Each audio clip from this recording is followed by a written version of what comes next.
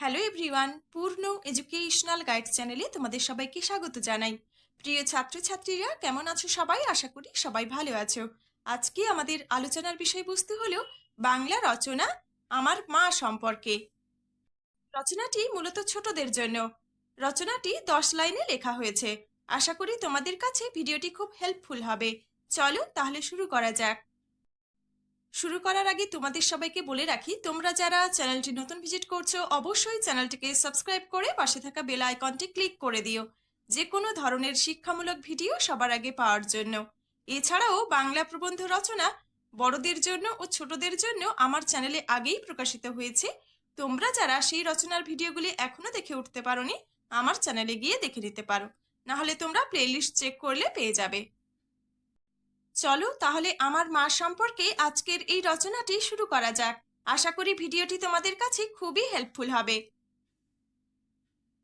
আমার মায়ের নাম সুশীলা দাস। আমার মায়ের বয়স 36 বছর। তিনি হলেন একজন শিক্ষিকা। তিনি অত্যন্ত পরিশ্রমী ও দয়ালু মহিলা।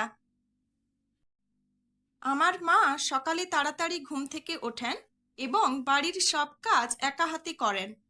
আমার মা সকালে আমাদের সকলের জন্য সুস্বাদু খাবার তৈরি করেন। আমার মা সকালবেলা আমাকে ঘুম থেকে তুলে স্কুলের জন্য তৈরি করেন।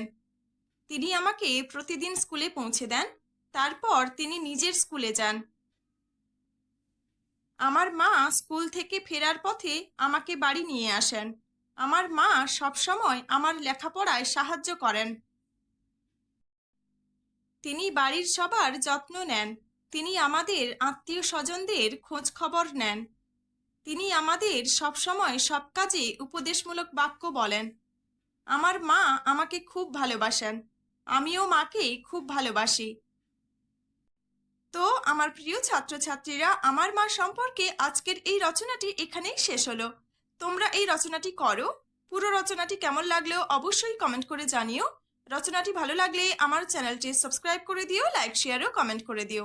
আর তোমরা যদি অন্য কোনো রচনার ভিডিও পেতে চাও অবশ্যই কমেন্ট বক্সে কমেন্ট করে জানাও। আজকে এই পর্যন্তই, দেখা হচ্ছে পরের ক্লাসে। ভালো থেকো, সুস্থ থেকো। ভিডিওটি দেখার জন্য সবাইকে ধন্যবাদ।